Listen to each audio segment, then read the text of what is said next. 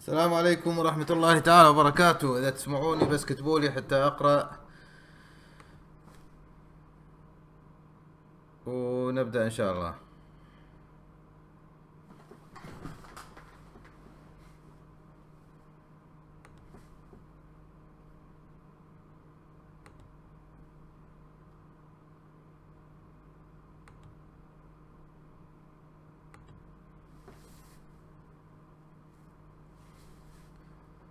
طيب،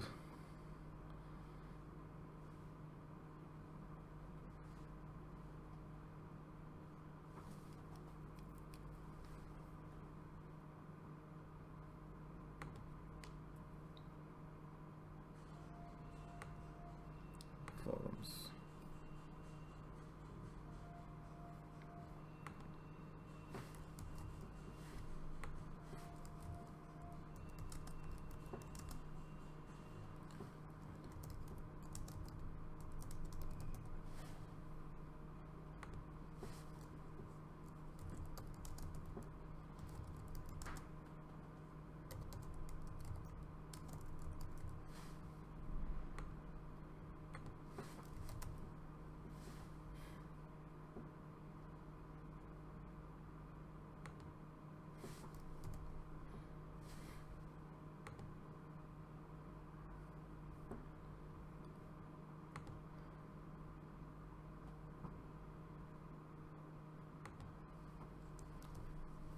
طيب، سويت لكم تحضير آلي توني، هذا اللي أخرني.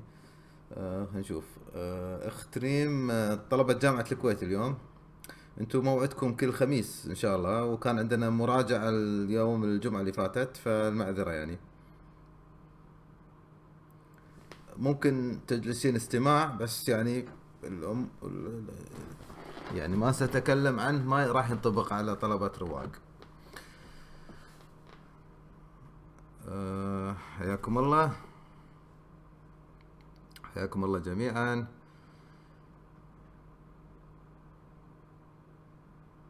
صالح سعد ما شاء الله دائما سباق، اول واحد يدخل او اول واحد يكتب يمكن على الساحة. ما شاء الله عليك. طيب، اليوم ان شاء الله بس نعطي 3 4 دقائق حق الطلبة اللي يدخلون بعد الصلاة. فعلى ما يدخلون انا جالس احضر تحضير اليوم الالكتروني عشان ما نضيع وقتكم نقرا الاسامي، واللي بعضكم ما يعرف يكتب بسبب الدخول على اليوتيوب من خلال هاتف غير مسجل، ما يستطيع انه يكتب. فسويت مثل تحضير آلي، والحين بدخل على بتلي عشان اعطيكم رابط مختصر ما يعذبكم. فقاعد نطبق الاشياء اللي تعلمناها حتى نستفيد من الوقت بالطريقة المثلى. فحاط هو عبارة عن مثل استبانة تحضير مادة حاسب آلي، وحطيت جملة خبرية: حضرت المحاضرة واستمعت للشرح.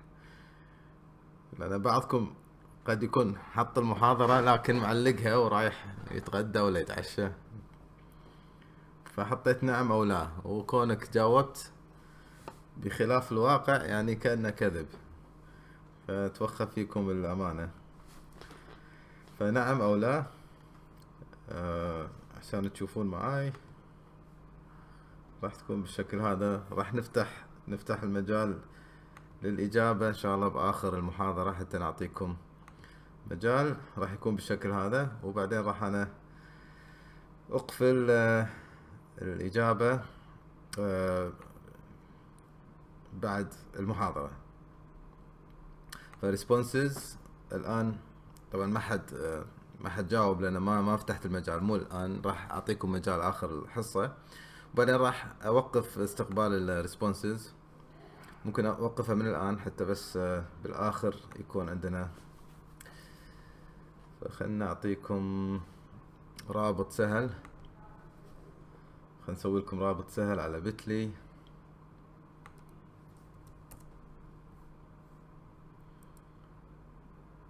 خلينا نشوف من عنده مقترح حلو لرابط سهل عشان الكل يتذكره، ما في داعي انه يكون شيء طويل ولا. انا قلت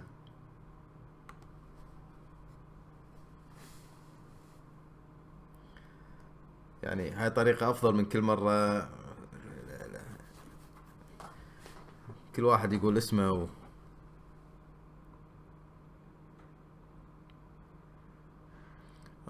صالح فتحت لكم شو السالفة، بينت لكم، بس الحين انا بدخل على حسابي لازم ادخل بطريقة ثانية. يطلب مني ادخل حسابي بالتويتر او بس علق شوي، لحظة شوي. بت دوت لي ما ليش مو راضي يفتح معي. بت بت دوت لي بت دوت لي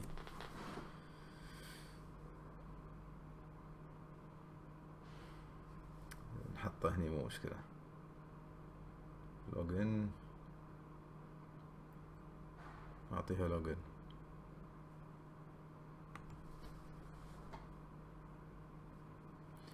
في قائمة جديدة فتحناها للفيديوهات على ما اخلص انا موضوع البتلي هذا، شكله مطول.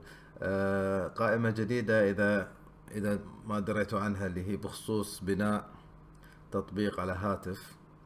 النت عندي شوي بطيء الان، فاحتمال الصوت يقطع.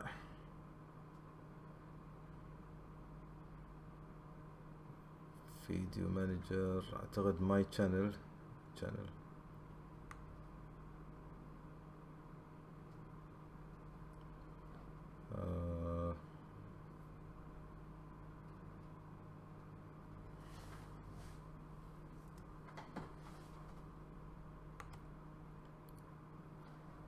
سمينا انشاء تطبيق جوال بدون برمجة. نعم، هذا الرابط.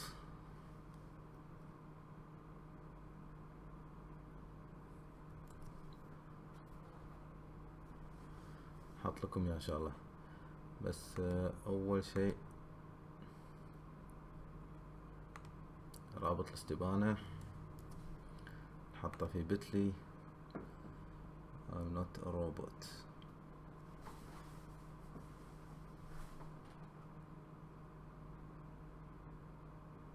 sign in with Twitter.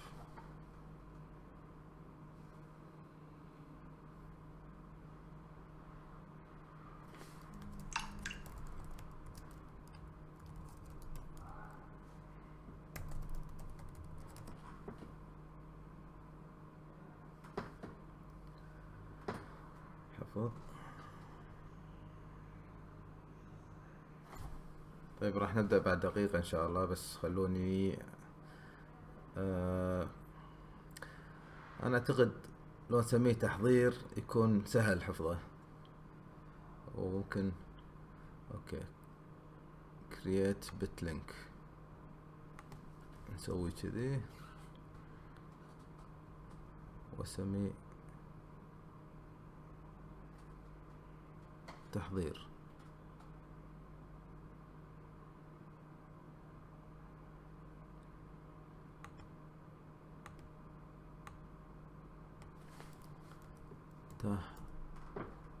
تحضير نشوف موجود.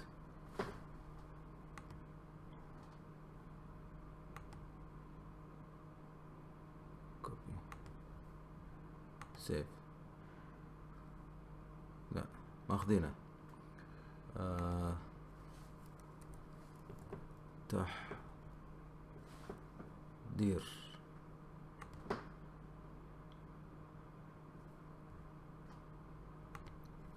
تحضير 2016.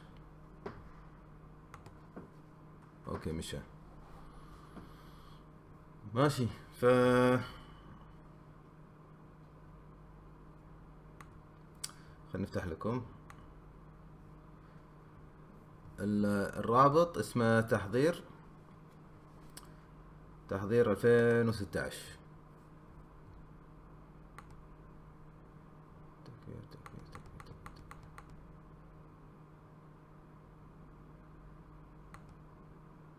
هذا هو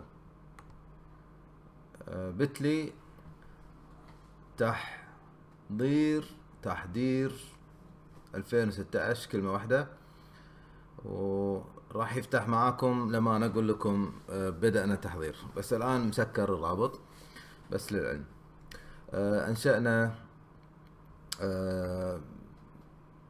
بلاي ليست، قائمة تشغيل إنشاء تطبيق جوال بدون برمجة، فيها 3 فيديوهات أو 4، وجاري كذلك إضافة لهم بعض التطبيقات الأخرى. كذلك عندكم الفيديو اللي تم تسجيله الأسبوع اللي فات، ممكن ترجعوا له حق اللي حاب يتزود. كذلك نرجع الحين على لايف ستريمينج، وين راحت؟ باك.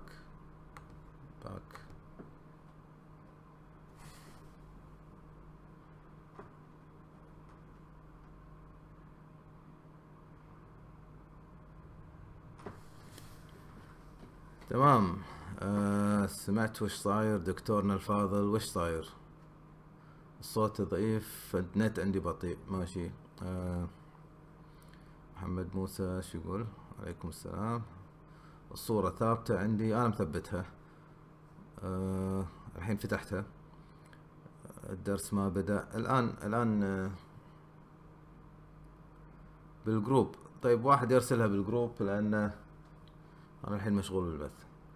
التحضير ما راح نحضر الحين، بالآخر راح أقول لكم يلا فتحنا التحضير، راح افتحها أنا وراح تدشون على الرابط، راح أعلنه واكتبه، وإن شاء الله شو اسمه، ونسكر بعدين رابط بعدها. ماشي، فيصير بالشكل هذا. اليوم نجمعكم عشان نتكلم عن الامتحان الفاينل وعن المشروع. امتحان الفاينل والمشروع. امتحان الفاينل وقته محدد في الجدول ومحطوط عندكم، إذا أحد يذكر لي إياه متى حاطينه بأي تاريخ. وقت الامتحان النهائي حاطينه بأي تاريخ، بس إذا ترجعوا له أو أنا أدخل على حسابي في الجامعة، بس راح ياخذ وقت شوي.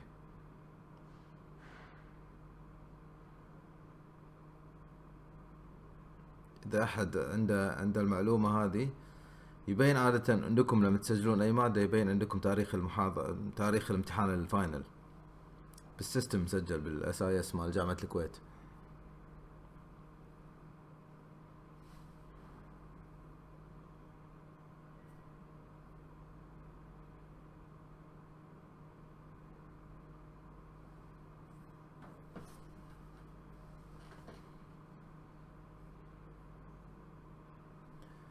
رابط تحضير، ما عليك امر. راح نوزع ان شاء الله، نوزع رابط تحضير لما نبدا بالتحضير. الان لو اعطيتك الرابط راح تنشغلون بكتابه الرابط، راح يفتح معاكم موقع ما تقدر تحضر، لان انا سكرته. شوفوا هني، شوفوا سكرته not accepting، ما حد حضر قبلك، ها، zero responses. والتحضير راح يكون بالشكل هذا. تحضير مادة مبادئ حاسب آلي، حضرت المحاضرة واستمعت الشرح، تحط نعم أو لا، راح يبين عندي. نسيت شيء يا شباب؟ وين اسمكم؟ خلينا نرجع نسوي نعدل فيه. البقاء، لا الخروج. هذا أهم سؤال يا شباب، أهم سؤال. شو نضيف هني؟ نضيف بلس زائد، نحط هني الاسم. التاريخ ما في داعي والوقت ما في داعي، لأنه راح يتسجل. الاسم يكون شو نوعه؟ شورت انسر. ها شباب شو تقولون؟ شورت انسر كافي، اسم شورت انسر، ما نحتاج الرقم، بس الاسم. وهني نخلي هذا، نخليه قبل، ايوه كذي. واحد يكتب اسمه required الزامي، وهذا required الزامي. نعم لا خالصين. خلينا نشوف شكله.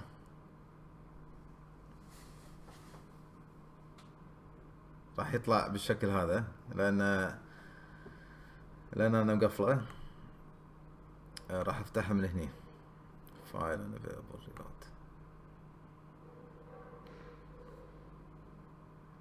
ايوه راح افتحها من هني ان شاء الله، بس مو الحين شباب، عشان بس ما تحضرون وتطلعون تظلون معي للاخر ان شاء الله.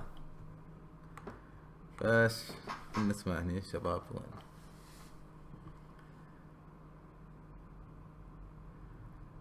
طيب الفاينل، اذا ما عندكم اياه بتاريخ محدد، انا طلع من جدول الطالب واعطيكم اياه بعدين.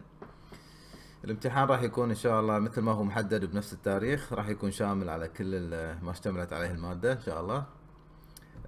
في عندنا احنا الحين اختيارين، الاسبوع هذا والاسبوع القادم الى الفاينل. عندكم ان تنشغلون في واحد من اثنين، يا اما تسوي مشروع، تقدم مشروع، او انك تختار ان ما تقدم المشروع وتصير درجة الفاينل هي كذلك درجة، يعني تتقسم درجة المشروع على الفاينل والواجبات.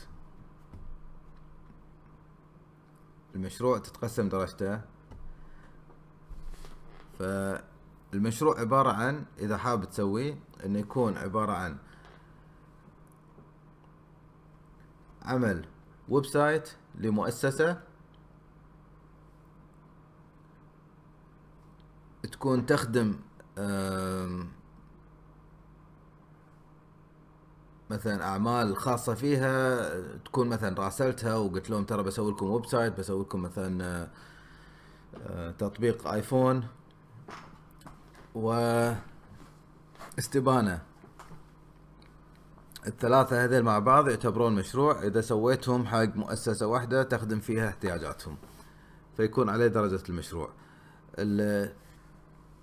الثلاثة هذيل يلخصون أهم الأشياء اللي احنا تطرقنا لها في هذا المقرر. وبيني وبينك إذا سويتها يكون كأنه تمرين حقك حق الامتحان الفاينل، ومنها كذلك تخفف عليك الدرجة مالت الامتحان الفاينل، لأن لو ما سويت مشروع عادي بس درجة الفاينل راح تكون كبيرة عليك، ضخمة. يعني ممكن إذا انخصم منك شيء بالثلاث ساعات هذه ما مداك أو صارت معاك ربكة، راح تخسر وايد درجات. لكن كأن هذه فرصة انك ممكن تشيل حمل من درجة الفاينل وتوزعه. فهذا شيء خليت المشروع عبارة عن شيء اختياري، لأن مو كل واحد فيكم يستطيع انه ينسق مع جهة، سواء العمل اللي شغال فيها او يعرض على جهة خارجية، وتكون يعني برسالة، يعني يكتبون او انت تكتب لهم ان ترى ساعمل لكم مثلا موقع ويب سايت وكذا، وهم يردون عليك ان لا مانع، وتكون فيها الخدمات الفلانية تحددها 1 2 3 4، ومو شرط تكون مثلا معقدة وصعبة يعني لو كان موقع تعريفي يعرف مثلا بالجهة وفيه بعض الاشياء، وفيه بعض مثلا الاستبانة لقياس مدى رضا العملاء، تكون يعني اتممتها بشكل كامل. والموبايل اب، التطبيق الذكي، يكون نفس العناصر بس بالموبايل موجودة. يعني ممكن الاستبانة تضغط يفتح لك الاستبانة، الموقع تضغط يفتح لك الموقع، مكان المؤسسة تحط خريطتها سواء بالموبايل، يعني كل الادوات هذه موجودة وشفناها. فما هي صعبة ولا هو تعجيز، يعني عمل شيء مثل هذا، ولا هو الزامي. يعني اذا انت شايف ان هذا الشيء يعني ما عندك وقت حقه، وهذا ما انا اقدر شيء، هذا كله امتحان، تدخل تمتحن وتمشي. بس يعني حق مصلحتكم انا اللي اشوفه انه لو من الحين لوقت الفاينل عندك المجال متسع، وتعتبرها كأنها تمرين للامتحان، لان انا اقول لك يا بصراحة من الحين امتحان الفاينل قد يكون شيء مشابه لهذا الشيء، بس الفرق انه يمكن انا اقول لك خطوات، اعمل 1 2 3 4، لكن انت الان انت تصممها بالطريقة اللي انت مثلا متمكن منها، بالطريقة مثلا واحد مثلا متمكن يسوي اعمدة يسوي اعمدة، واحد مو متمكن يسوي اعمدة ما يسويها بشكل اعمدة.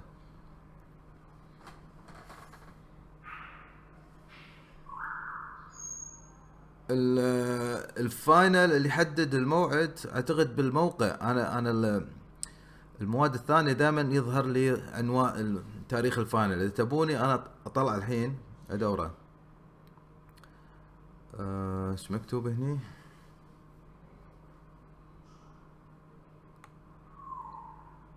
طلبة الماجستير دكتور المادة هو اللي يحدد موعد الفاينل.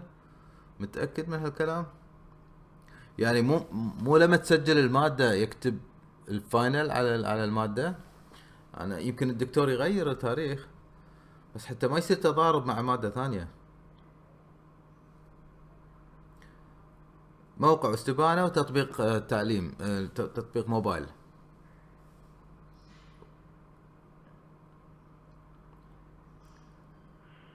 مطلق، موقع واستبانة وتطبيق.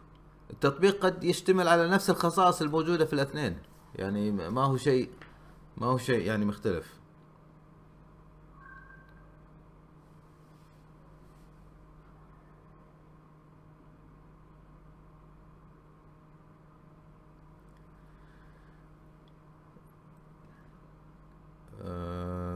احنا كأننا حددناها، هذه ارجع لها. طيب اذا انتم تقولون ان الموعد الامتحان، انا بس خلوني ادش على لان ما بي اسوي شيء مخالف بعدين، ولا ابي اعطيكم موعد يتضارب مع مواد ثانية. فخلوني ادخل على موقع المادة في نظام جامعة الكويت، البورتال kuniv.edu. اسمحوا لي جمدت الشاشة عشان بدخل على معلومات المادة. تتضمن حساب شخصي ومواد ودرجات. وين البورتال؟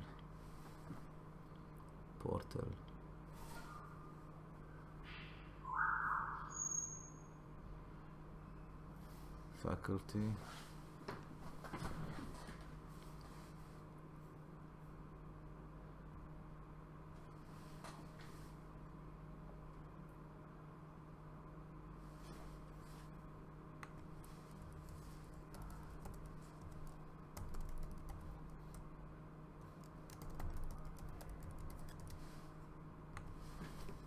طيب دخلت كورس سكادول الحالي سبرينج فول.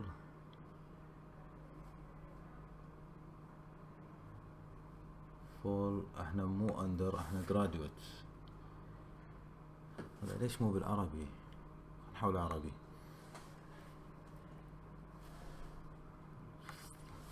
الفصل مرحلة الدراسات العليا، الفصل الأول.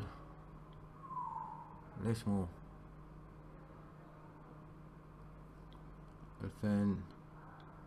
2017 2018؟ هاي السنة الحالية. اي الفصل الأول.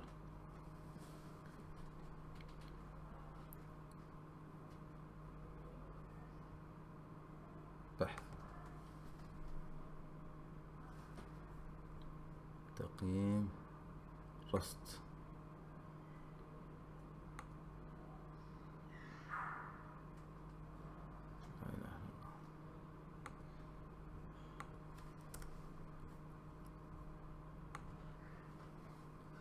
رست الدرجات. طلعني برا.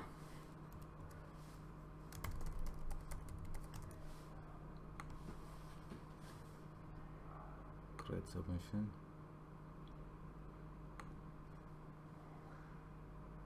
graduate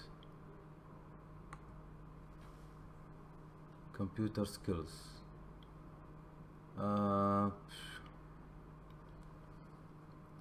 مو حاط. خلنا ندخل المادة. تايم كذا. شباب مو حاط لي وقت الامتحان.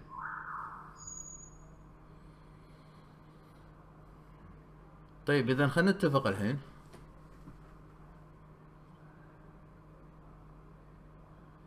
تسعة وعشرين. مو حاط لي. الوقت كذا، حاط وقت المحاضرة فقط. احنا المواد الثانية يكتب لي تاريخ الامتحان بس. الظاهر دراسات العليا تاركينها للطالب بالضبط مثل ما قلتوا. بس حبيت اتأكد شباب، حبيت اتأكد حتى ما يصير شيء غير قانوني، يعني نمشي على القانون احنا. طيب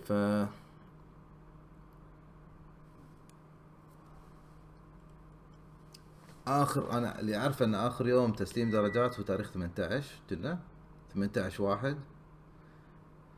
فاذا تبون الامتحان يكون يومين قبل هذا التاريخ 16/1.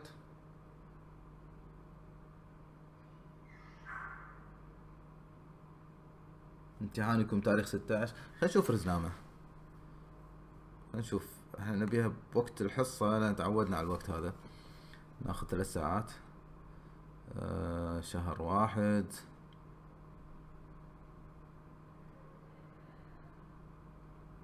يناير. السبت يصادف 14. الأحد 15. إذا الأحد، أول أحد قبل آخر يوم تسليم درجات اللي هو 15/1. يوم الأحد 15. لأن أخاف الاثنين يكون عندكم مواد ثانية والارتباط، لأن احنا راح يكون نفس وقت المحاضرة. 15/1 نفس وقت المحاضرة. يكون متأخر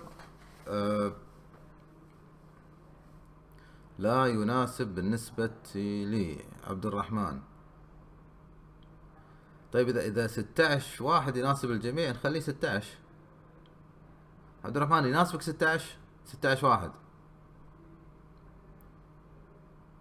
يوم الاثنين 16/1 3 ساعات من بعد صلاة العشاء. يعني والجامعة يصكونها الساعة 9. فأنا نحاول نتفق مع الأمن، يعني إنه يسمح لنا بآخر ساعة. طيب متى تسافرون؟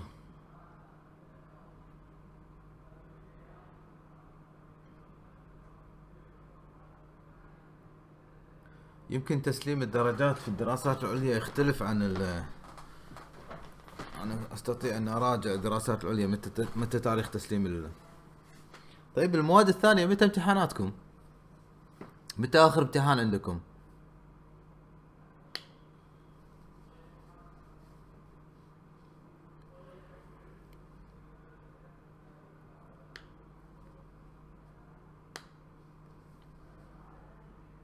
بالضبط 4/1. هذا أول،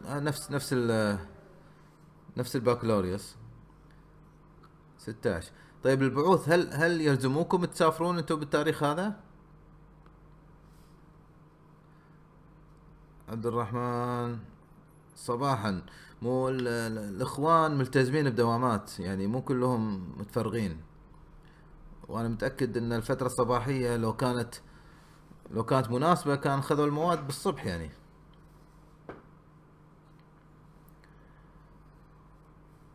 احنا ممكن نقدمه يوم، ما عندي مشكلة. نخليها مثلا حتى لو تبون يوم السبت ما عندي مشكلة، نجيكم يوم السبت، ناخذ موافقة الجامعة، نفتح لكم المختبر يوم السبت وإن شاء الله.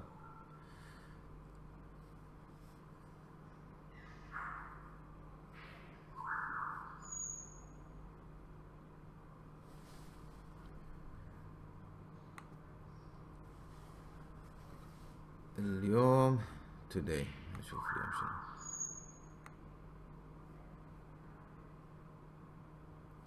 اليوم 25.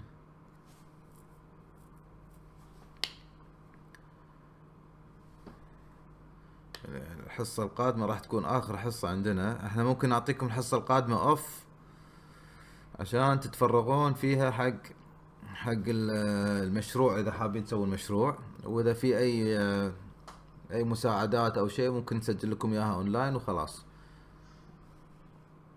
فيكون عندكم 3 أسابيع حق المشروع. وأنا لو مكانكم صراحة آخذ المشروع. أنا لو مكانكم آخذ المشروع. لان المشروع حيخفف علي من درجة الامتحان الفاينل. يعني امتحان الفاينل سبحان الله حتى لو انت مراجع دارس مثل ما صار بالمترم، ها طلبة وايد خسروا درجات، وانا متأكد لو كانت في ظروف مريحة ما خسروا هالدرجات. ما قروا سؤال، سرعة، طلعوا مبكر، وهذا الشيء وارد انه يتكرر، وارد جدا. زين، وتنخصم درجتين، 3 درجات، 4 درجات على اشياء بسيطة، وانا متأكد ان تعرفون تحلونها. والشيء هذا صدقوني راح يتكرر، وارد جدا. وانا اشوف طلبة تصير لهم الحالات، اعرف انه يسوون اشياء معينة، بس سبحان الله ما ادري بالامتحان ربكة الامتحان. لكن لما انا اقول لك في مشروع عندك 3 اسابيع تحله، 3 اسابيع على راحتك، على لو وبعضكم يمكن حال اجزاء منها، لان بعضكم سوى الواجبات تخدم مؤسسات قائمة موجودة، ما هي اشياء اعتبارية ولا اشياء افتراضية، يعني سوى اشياء حقيقية. فقط كل ما هنالك انه يراسلهم بكتاب رسمي يقول ترى انا حاب ان اسوي لكم موقع واستبانة الكترونية وهذا، ويردون عليه بالموافقة وينشئها حسب المواصفات، وخلاص صار لك مشروع. هذا يمكن انت مسوي نصه او 3/4، بس ضبط عدل كذا وخالص، هذا يشيل عنك حمل.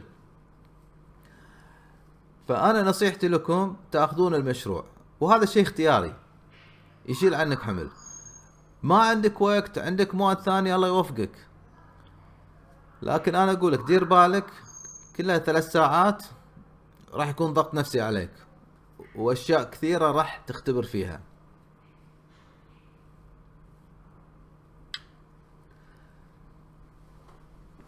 الان لتحديد الامتحان، انا كان صراحة كان اتمنى لو الجامعة حاطة الموعد عشان تحسم الموضوع، لكن يبدو ان الدراسات العليا يتعاملون معاهم بشكل مختلف.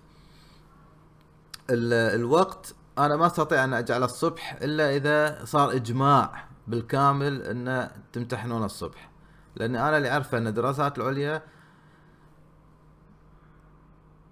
لطلبة ملتزمين بدوامات صباحية، فانا ما استطيع ان اجعل امتحان الصبح، واحد بعدين يروح يشتكي وتكون لجنة التظلم بصالحه فيلتغي على ان الامتحان ونعيده مرة ثانية اذا ما حضر احد بسبب انه مرتبط بدوام.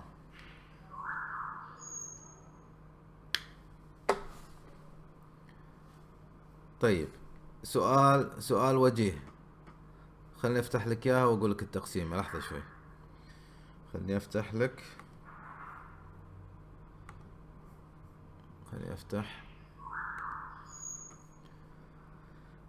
طيب، انتوا شوفوا الوقت المناسب واقترحوا علي على ما انا اشوف لكم التقسيمة. مايند ماب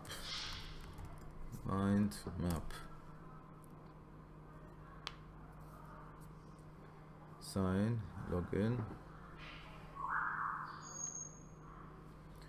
لوجن مبادئ حاسب،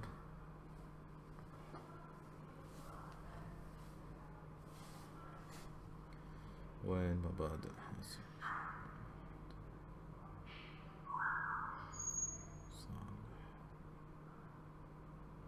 اوه، هذا شلون صالح دخلت معاي؟ صالح الخلف، هذا غير، هذا مادة ثانية.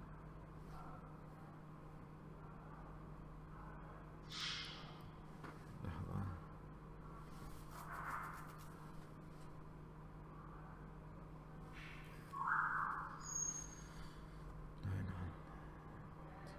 مبادئ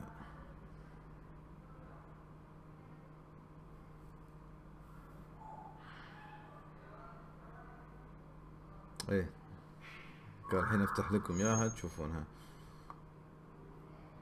هكذا ثم هكذا. فتحتها.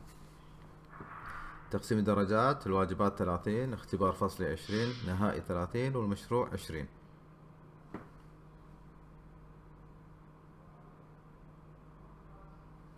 فانا انصحكم يعني بدال هالاثنين هذول يصيروا مع بعض بثلاث ساعات نص درجة المقرر. هذا شيء مو سهل يعني، حل مو سهل يعني، يخوف صراحة. انا لو ادش امتحان ارتبك اذا دريت انها 50 درجة عليه. فهذه نصيحة، ونصيحة بجمل.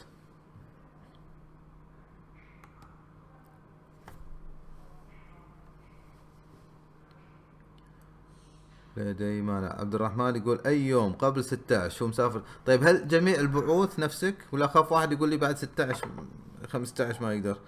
طيب احنا انا اقترحت عليكم تاريخ 15. شو المشكلة ب 15؟ 15 يوم احد اعتقد، يناير 15 احد، ونخليه نفس وقت المحاضرة، او نخليه بعد العشاء بس عشان ما تطوفنا الصلاة. من السبع مثل اليوم، من السبع للعشر، يوم احد من السبع للعشر، تاريخ 15. شباب ايش رايكم؟ تاريخ 15 من السبعة للعشر، خلنا نكتبها. تاريخ 15 يناير من 7 مساء الى 10 مساء.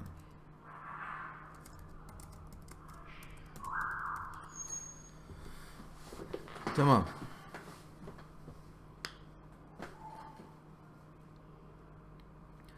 طيب غلام، هل في عندك اشكالية مثلا بتاريخ؟ لان شنو، يوم الاحد اسهل لي انا بالترتيبات. السبت احتمال احتاج بعض الموافقات، لانه يوم مفروض اجازة. اكتب حق ادارة الامن والسلامة ويرسلون لنا الموافقة، وهاي سهل عادي اقدر اسويها، ما عندي مشكلة.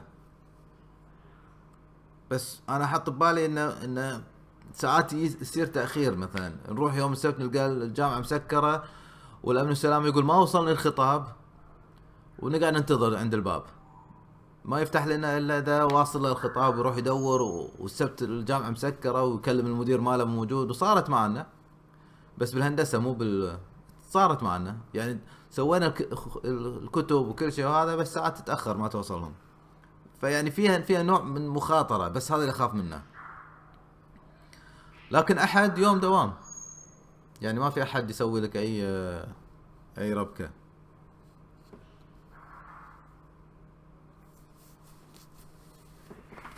احنا بالهندسه ما عندنا اختبارات يوم السبت، الا تكون موحده، ويتم ارسال كتب رسميه الى اداره الامن والسلامه لفتح البيبان والمختبرات في يوم الاحد. لاحظ ان مختبر كمبيوتر هذا يعني يغلق وما يفتح الا اذا كان وقت دوام، فما ما يجري على المحاضرات العادية غير ما تجرى على المختبرات. فإذا عندك مانع من يوم الأحد، نشوف باقي الطلبة وأنا بيني وبينك يمكن يوم السبت أفضل حق طلبة البعوث عشان يشوفون درجاتهم ويراجعونها.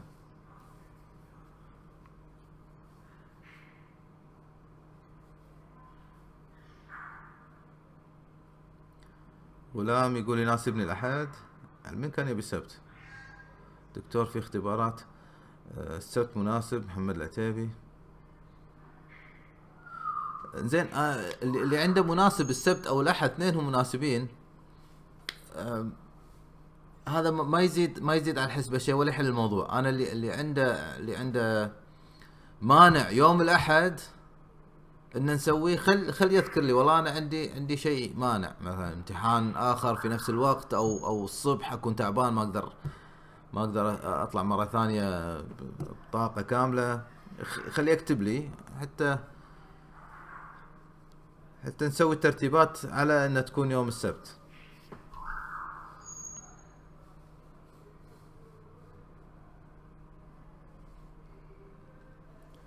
منير مسافر تاريخ 11. منير توك داش ولا من زمان ويانا؟ يعني صار لنا يمكن ربع ساعة نتكلم. ظهر توي راجع رزنامته. تاريخ 11 اللي هو يعني بعد هذا اسبوع، اسبوع، اسبوعين، اسبوعين ونص، اسبوعين وثلاثة ايام. يعني انت مسافر بعد اسبوعين وثلاثة ايام، يعني ما عندك اختبار ثاني انت. بس احنا اخر يوم تسليم درجات راح يكون بتاريخ اعتقد 18.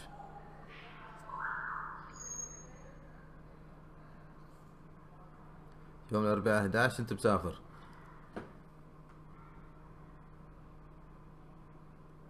المويزري يقول 14. طيب حلوا مشكلة اخوكم منير ويقول مسافر يوم 11.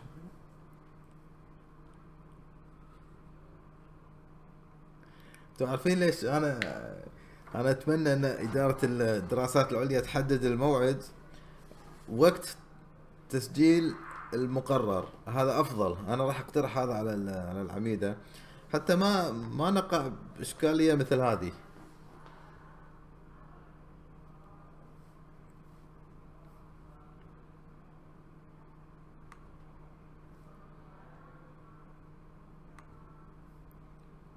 يعني مشكلة هذه الحين. وفي بعض الطلبة يمكن مو حاضرين، ويمكن نحدد موعد يقول لك لا، انا مسافر تاريخ مثلا 8 أو 9.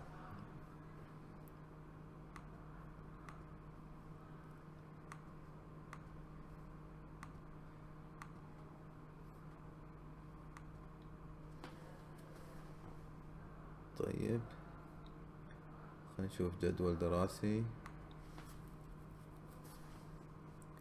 رصد درجات، الفصل الأول بحث،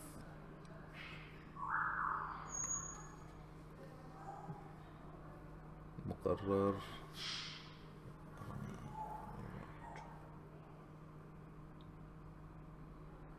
منظومة ذكية.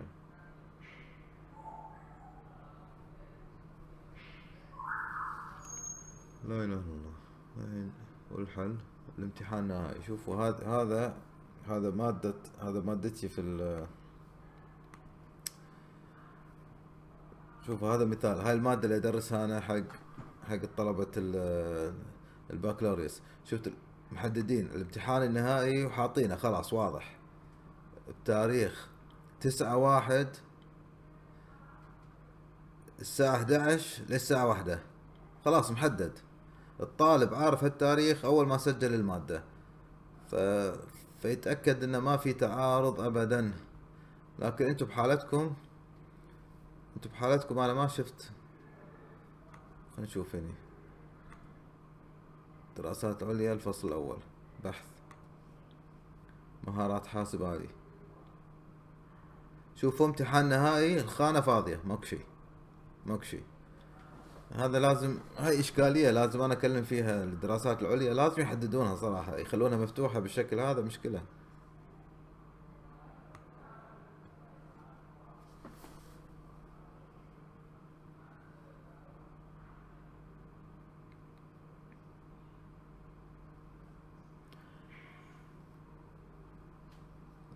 خلاص إذا لزم الأمر ممكن نخليه بعد آخر يوم دوام. يعني أنا متأكد ما حد راح يسافر. إذا أنت ملتزم بدوام بتاريخ 4/1 نخلي يوم امتحاننا آخر حصة عندنا ب4/1، نخلي يوم امتحان 4/1. هذا إذا لزم الأمر. إذا ما استقريتوا على رأي ولا ناسبكم شيء وكل واحد بيسافر، خلاص 4/1 آخر يوم امتحان راح يكون ب4/1 يوم الأربعاء. فاللي بيسافر ب5 الله يحفظه يوم الخميس، الله يسهل أموره. انتم ملتزمين معانا إلى آخر يوم 4/1، نحط امتحاننا ب4/1 ونحلت المشاكل.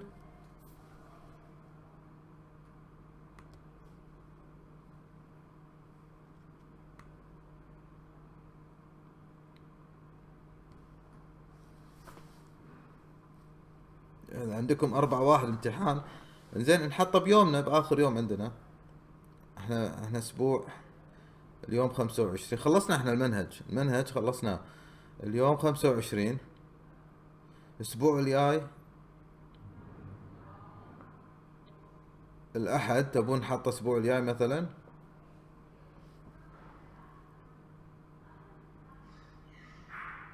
الاحد او الاثنين ما عندي مشكلة. بوقت حصتنا نخليه. بوقت حصتنا. انا اقدر احطه بوقت حصتي. يعني عندي محاضرة الاسبوع الجاي يوم الاحد، اخليه هو اخر يوم او اخر محاضرة، اخليه هو وقت امتحاني، ما حد يقدر يكلمني. لان كذي ما نخلص.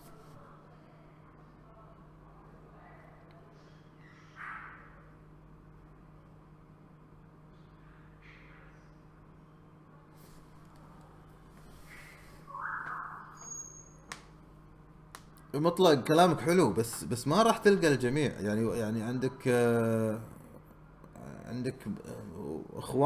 اخوانك راح بعضهم بيسافر تاريخ 11 من عندنا مصر. واحد من زملاء قال بيسافر تاريخ 11. منير كنا منير قال بتاريخ 11 بيسافر. فما تقدر تحط اي تاريخ.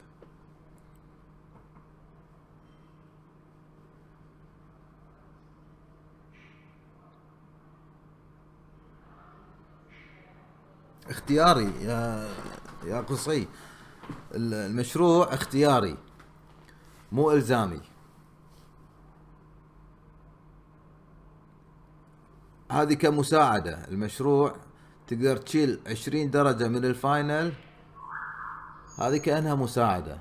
خاصة إذا أنت أثناء واجباتك قاعد تخدم مؤسسة أصلا وسويت لها موقع، أنت تقريبا خلصت نص المشروع. إذا سويت لهم مثلا استبانة خلصت 3/4 المشروع. بس باجي لك الربع الأخير من المشروع انك تسوي لهم ويب سايت تشمل الاثنين الثانيين. وهذا شيء ما ياخذ منك وايد، يعني باسبوع واحد تقدر تخلصه، اعتبره كانه واجب.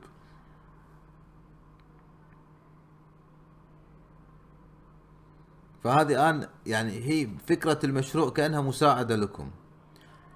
اللي ما عنده وقت عادي، ما يعني هي اختياري هذه.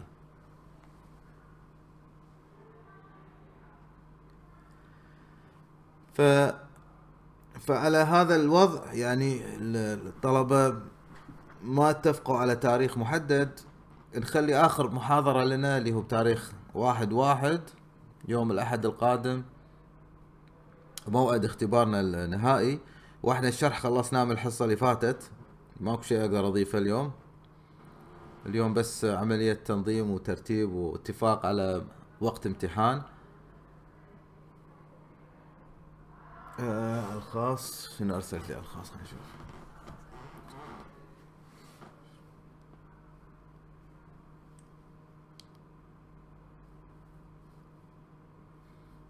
ماكو شيء. آه، احمد الصالح دكتور، ايه توني اشوفه.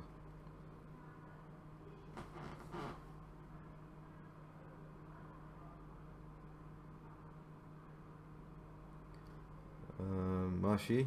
بس تطبيق موقع انشطة عبد الله الجابر. مدرسة تقصد عدل؟ هاي المدرسة. بس تاخذ لي موافقة من مدير المدرسة وان يكونون على علم بالشيء هذا بس، ويردون عليك. ماكو مشكلة.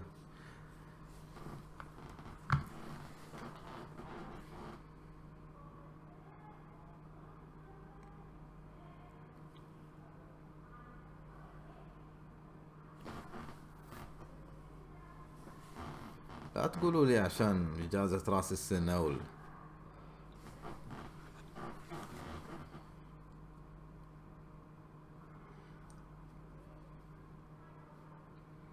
هذه نازل فيها من ديوان الخدمة شيء رسمي؟ أنا ما شفت شيء.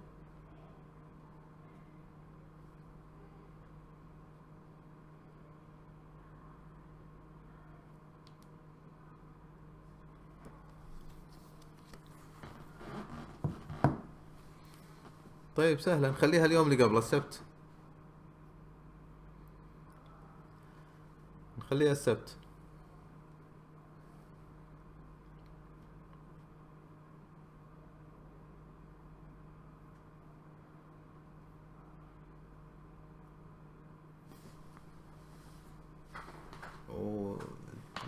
وممكن ندز مراسلاتنا من باكر عشان نحجز المختبر يوم السبت، ونراسل إدارة الأمن والسلامة عشان يفتحون لنا المختبر. فالسبت إن شاء الله الأسبوع القادم نخلص الامتحان واللي حاب يشارك بمشروع، مجال المشروع عندكم لغاية 14. بس اللي حاب يسوي مشروع يقول لي قبل لا يدش الامتحان. يعني مو واحد يدش الامتحان ويبط ويقول دكتور انا ابي مشروع، لا، تحدد قبل لا تدش الامتحان تقول انا ابي اسوي مشروع، او ان انا بدش الامتحان بدون مشروع. لان مجرد ما تمتحن تكون انت خلاص عارف.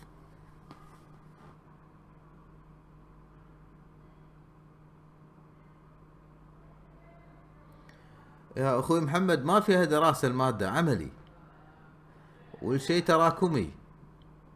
يعني نفس دراستنا حق الامتحان الاول هي جارية. يعني اذا واحد عارف يسوي الويب سايت، عارف يسوي الاستبانة، خلاص هو عارف. اذا يعني مو شيء شو اسمه. كل اللي ضفناه على ما سبق الفيديوهات، اللي هو الاسبوع اللي فات كان مال، او قبل اللي فات من قبل اسبوعين، اللي هي عملية الفيديوهات المدونة، اللي هو اسبوع يسمونه النشر الالكتروني. هذا اسبوع النشر الالكتروني سميته. وبعدين الاسبوع اللي فات كان عبارة عن التطبيقات الموبايل فقط. الدرسين هذيل او الاسبوعين هذيل هم الاضافة الوحيدة. وما سبق هذا عارفين، المفروض دارسينه وداشين في امتحان تونا.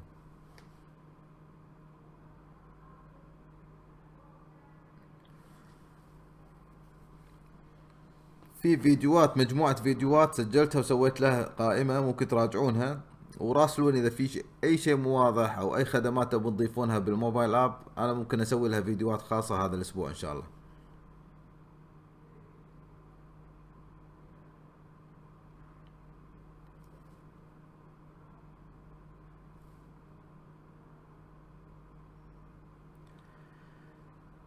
ثمانية يناير. طيب خالد مسلم يقترح 8 يناير. هل يناسب الجميع 8 يناير؟ يعني يصادف يوم احد اسبوع بعد اللي قادم، فيكون عندكم مجال اسبوعين. نشوف الاخوة المسافرين. يناسبكم شباب؟ الان تقريبا يعني 18 واحد قاعد يتابع، فتقريبا الصف مكتمل، لان البعض ما يقدر يدش، مو لوجد ان.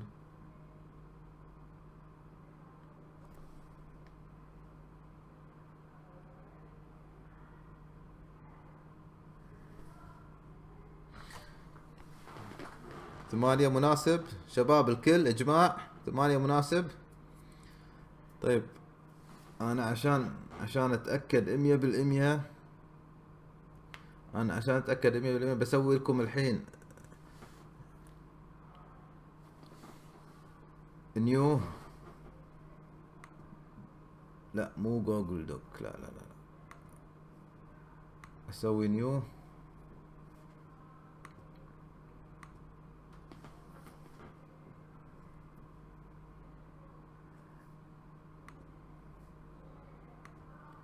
واسوي فورم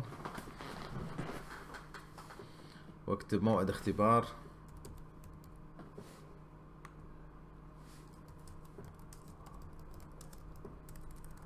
موعد الاختبار النهائي لمادة مبادئ حاسب آلي 2016 فصل أول.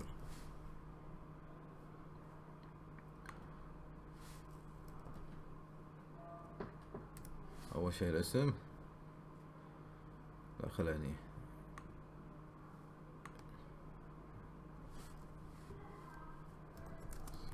اسم الطالب ونضيف رقم الطالب ونضيف يناسبني تاريخ 8 يناير لموعد الاختبار النهائي من 7 مساء إلى 10 مساء. موافق وغير موافق. غير موافق. طيب هذه استبانة أبيكم تعبونها لي عشان ما حد يشتكي ويقول لا أنا ما حضرت ما كان عندي. فإذا صار في إجماع سويناها إن شاء الله. بندش على بتلي ونقول له هني عندنا استبانة جديدة. وين راحت؟ create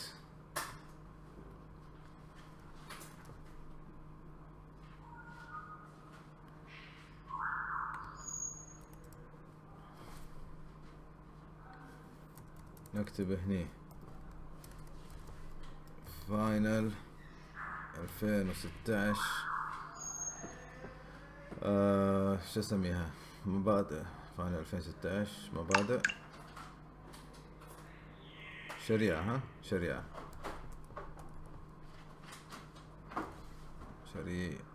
شلون تكتب شريعة؟ شريعة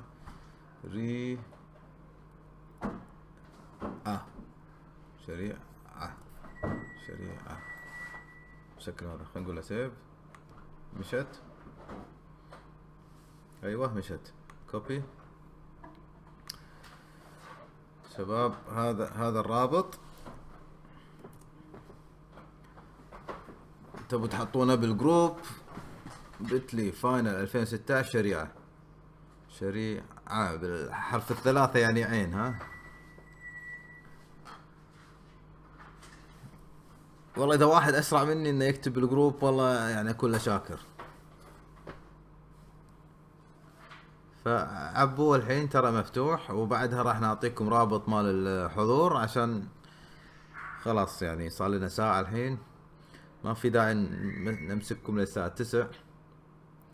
نفتح المجال الحضور ونراكم ان شاء الله وقت الامتحان.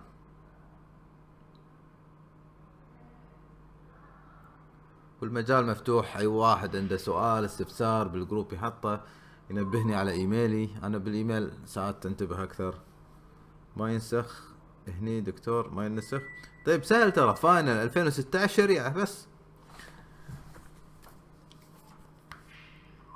يبقى خلاص انا اكتب لكم يا فاينل. وين راحت مهارات حاسباني بتلي؟ والله لو قايل لكم عليه بونص كان 20 واحد كتبه الحين. وين HTTP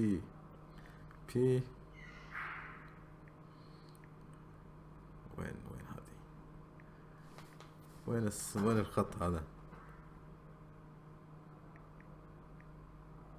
ايوه كذي مرتين. لا بالعكس.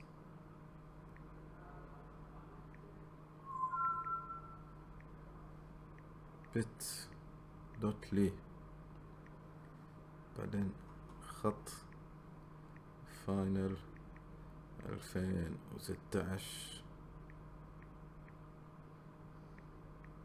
شريعة. يلا هاكم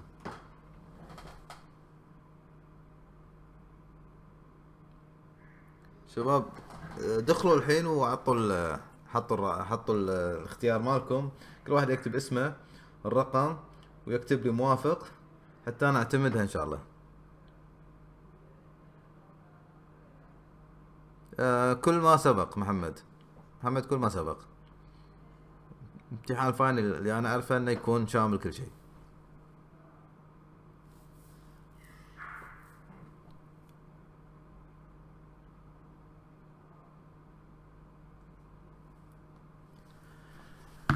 طيب اسبوع النشر الالكتروني هو اسبوع اللي قبل اللي فات. قبل اللي فات كان في اسبوع النشر الالكتروني اللي هو علمناكم شلون تسوون آه، مدونة،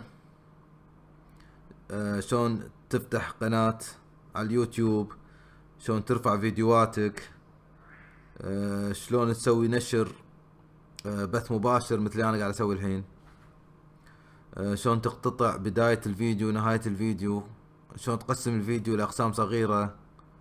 هذه كلها أشياء موجودة في النشر الإلكتروني. أسبوع اسمه أسبوع النشر الإلكتروني.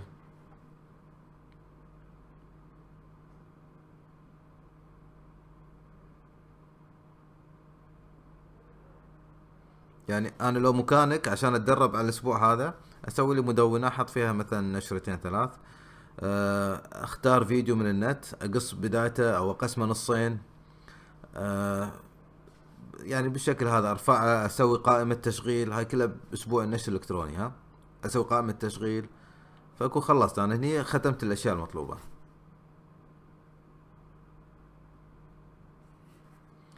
لا يتم اعتماد هذا اليو ار في وضع المحاكاة. اي طبعا طبعا، هذا شيء معروف. المحاكاة عبارة عن سيميليشن. يعني اذا ضغطت عليه ما يعطيك بالضبط مثل ما ينزل على الموبايل يعني بالكامل، فهو يعطيك التحذير هذا وبالاخر يفتح لك الموقع، وما يكون كامل. يعني اذا مثلا الموقع كان في جافا يمكن ما يشغل لك اياه، اذا الموقع في يعني مو كامل، هذا القصد منه.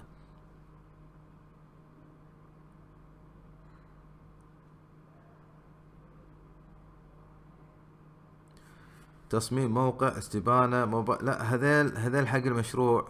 هذيل حق المشروع. اذا قلت لك اذا تبي تسوي مشروع حق حق حق مؤسسة، الثلاثة هذيل يشيلون عنك 20% من الامتحان.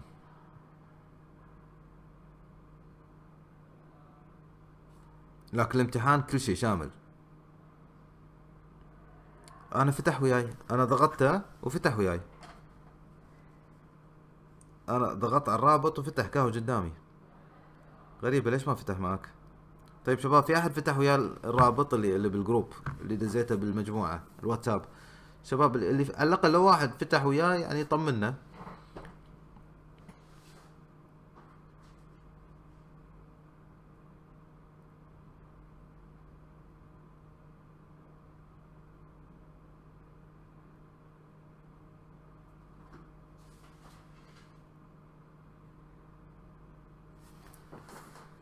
اوه، هذا شلون صار كذي؟ مبادئ حاسب آلي لطلبة جامعة الكويت. لازم طلبة جامعة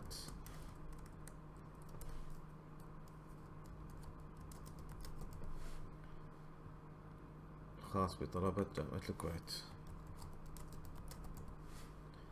نسوي حفظ، المفروض ينحفظ.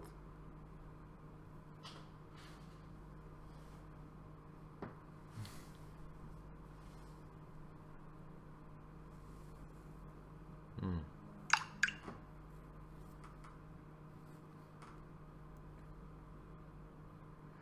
طيب شباب، نبي نفتح نفتح مجال التحضير عشان انا انتهى الكلام اللي عندي. فتح معي تمام. منير بدام فتح عند منير، ومنير ما هو ادمن، هذا حسابي، فانا اذا فتح معي مو عبره، يمكن انا ادمن بالحساب مالي. معناته يا اما انت طبعتها خطا او روح اضغط عليه بالكامل. طيب الان التحضير عباره عن بتلي. خلينا نفتح مجال. اوكي، فتحت الان التحضير، راح يكون فاتح لمده 5 دقائق فقط. فتحت التحضير. يمكنكم الان تحضير هذه عن طريق الدخول على bit.ly. خلينا نكتب لكم اياه هني وبالموقع bit.ly /، شنو قلنا؟ تحضير عدل 2000 وكم، 2016. خلينا نحفظه. ايوه، تحضير 2016. خلنا نكتب لكم بالمجموعة.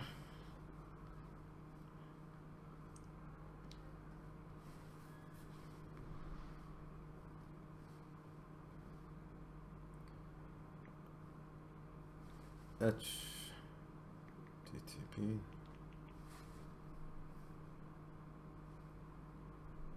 شباب بس واحد يجرب اذا التحضير شغال ولا لا، ها؟ لان ما حد حضر. خليني اعطيكم اياه اكتب لكم هني.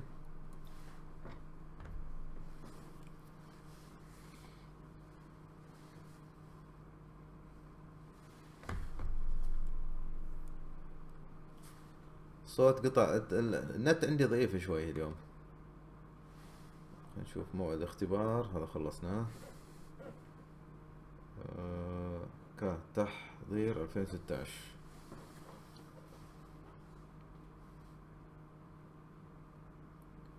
HTTP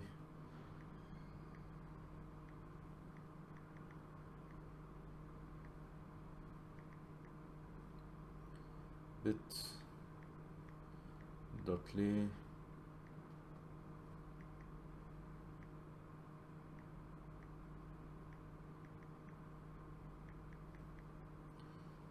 ألفين وستاش.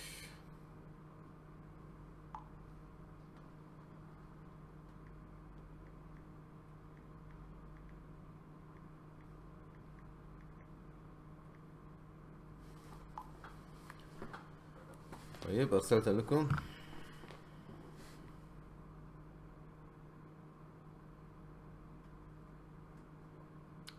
هذا موعد الاختبار النهائي، وهذا التحضير. خلينا نشوف موعد الاختبار. نتائج responses. زين ما شاء الله 21. individual summary، هذا اسماءكم ما شاء الله 100%، الكل موافق. 20 واحد جاوب، الكل موافق. ننتظر 3 بعد اللي ما جاوبوا يجاوبون، بس اعتقد 8 اذا يناسب الجميع. تمام خلاص، نعتمد ان شاء الله تاريخ 8 يناير موعد اختباركم ان شاء الله النهائي. فتدخلون على التحضير عشان تحضرون نفسكم الحين. هذا التحضير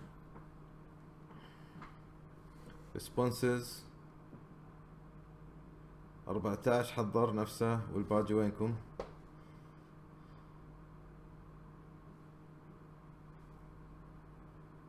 طيب ننتظر 3 دقائق، اللي حضر يقدر يمشي خلاص، جزاكم الله خير. خبروا الاخوان، انا اللي حضر نفسه كاهم: منير، اسامه الشنطي، صالح سعد، فوزي سالم، مطلق، مطير، خالد بن ناصر، عبد الرحمن فالح، بدر بداح، محمد محسن العتيبي. وين محمد محسن؟ ايه محمد، وقاعد تزيد الاسامي الظاهر. قصي او 17 صاروا: قصي القطان، عبد محمد شافع، احمد براك، عطله العتيبي، عبد الله احمد صالح، خالد عبد الله العجمي. صاروا 18. قاعد يزيدون. ماشي. فنشكركم على حضوركم، والاسبوع القادم ما في عندنا محاضرة. نعطيكم وقت تفرغون في انشاء او تقديم المشروع مالكم اذا حابين تقدمونه. ولقائنا راح يكون تاريخ ان شاء الله 8/1 بعد الاختبار. ممكن نعطيكم اليوم اللي بعده، او يعني حسب، يمكن نشوف تاريخ كم راح يكون، احد اثنين، يمكن الاثنين او الثلاثة. نخلي لكم حصة المراجعة بالليل عندي في كلية الهندسة بالمكتب، تكون بعد صلاة العشاء. يوم الاثنين. اذا امتحاننا الاحد راح يكون يوم الاثنين ان شاء الله، حصة المراجعة بعد صلاة العشاء لمدة ساعة ان شاء الله. ف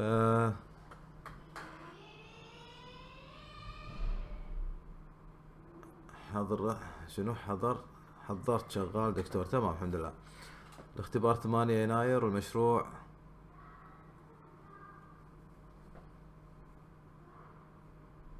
لا، احنا نخلي المشروع مع الامتحان عشان الطلبة يراجعون درجاتهم، واللي بيسافر يسافر شي اضبط. المشروع نخليه مع الامتحان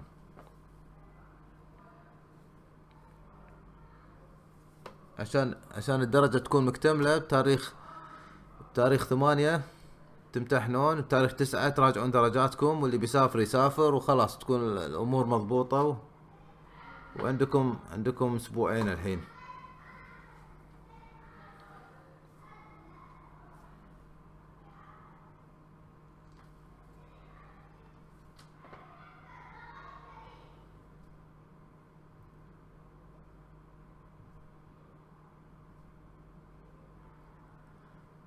ماشي، في اي استفسار اي سؤال؟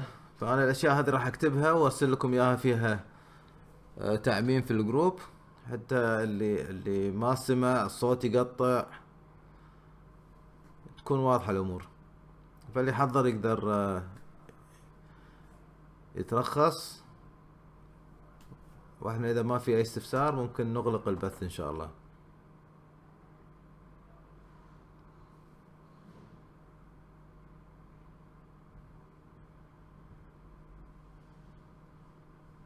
سؤال حلو. صالح سعد يقول حق الموافقة من الجهات المراد عمل لها مشروع، كيف تريد الموافقة؟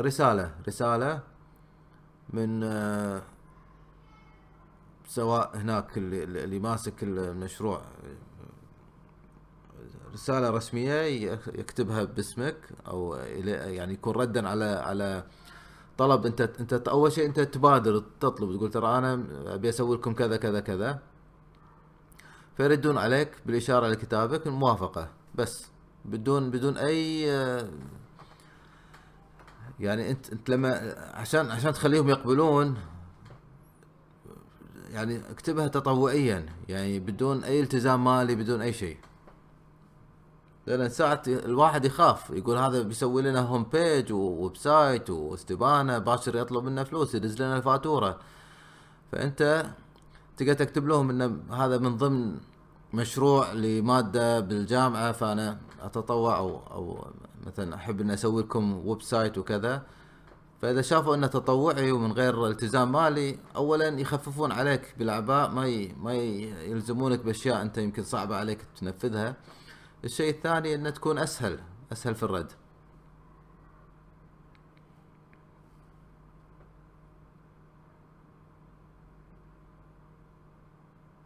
شوف الفيديو ان شاء الله تلحق على اللي قلناه.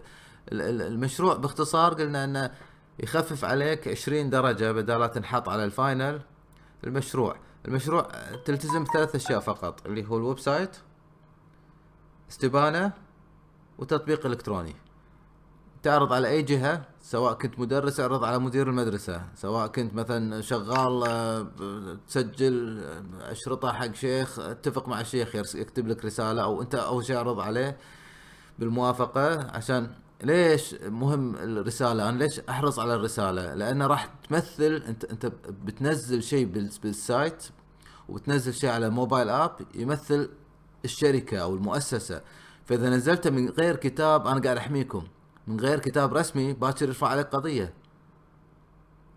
يقول هذا انتحل شخصيتنا، هذا ما اخذ موافقتنا. فانت لا تسوي شيء الا بيدك كتاب رسمي. زين، هذا شيء حق مصلحتك. حتى لو قال اعطاني موافقة شفوية، لا تشتغل له، كتاب رسمي ماشي، وما في اي التزام مالي.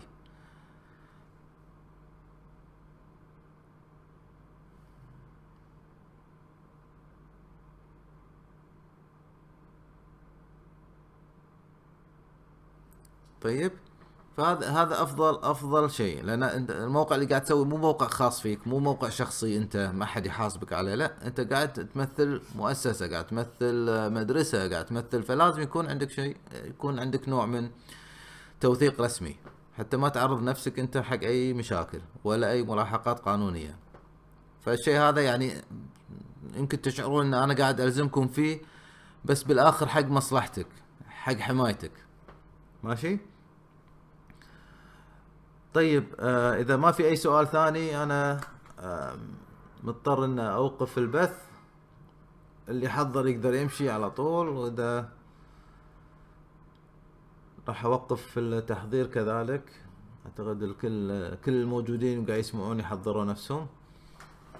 فنشكركم جميعا، ونراكم يوم الامتحان. اذا في اي استفسار، اي مساعدة، تبون نسجل لكم فيديوهات، اعيد فيديوهات ما كنت مسجلها زين، تبون امثلة اضافية، عادي طلبوا اللي تبون. انا مستعد ان شاء الله اسجل لكم الفيديوهات اللي تبونها وارفع لكم اياها في الاماكن المخصصة لها. وحتى لو شرح مو واضح اعيد شرحه. بالعكس يعني يهمنا دائما رايكم، وانتم رايكم هو ساعدنا جدا في تطوير هذه المادة.